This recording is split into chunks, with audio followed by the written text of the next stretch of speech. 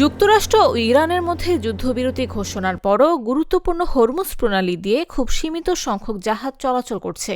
জাহাজ ট্র্যাকিং সংস্থা marine traffic জানিয়েছে, বুধবার একটি গ্রিক পতাকাবাহী জাহাজ এবং একটি লাইবেরিয়া পতাকাবাহী জাহাজ প্রণালী অতিক্রম করেছে। অন্যদিকে শিপিং বিশ্লেষক প্রতিষ্ঠান লয়েডস লিস্ট জানিয়েছে, মোট ৩টি জাহাজ প্রণালী অতিক্রম করেছে, যেগুলোর সবগুলোরই ইরানের সঙ্গে বর্তমান বা আগের সংযোগ রয়েছে। এছাড়া আরও ৩টি জাহাজ পার হওয়ার প্রস্তুতি নিচ্ছিল বা ইরান অনুমোদিত বিকল্প পথে এগোচ্ছিল। বার্তা সংস্থা রয়টার্স জানিয়েছে, গত ২৪ ঘণ্টায় অন্তত ৬টি জাহাজ প্রণালী অতিক্রম করেছে।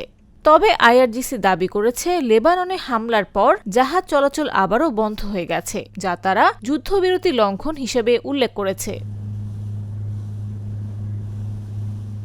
এদিকে সংযুক্ত আরব আমিরাতের শিল্প ও উন্নত প্রযুক্তি মন্ত্রী ইরানকে প্রণালীটি পূর্ণ, নিঃশর্ত এবং বাধাহীনভাবে খুলে দেওয়ার আহ্বান জানিয়েছেন।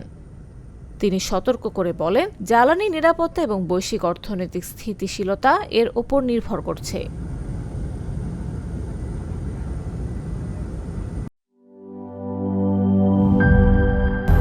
200-র বেশি সার্ভিস ও ফিচারে লেনদেনের সব বিকাশ অ্যাপে সম্ভব।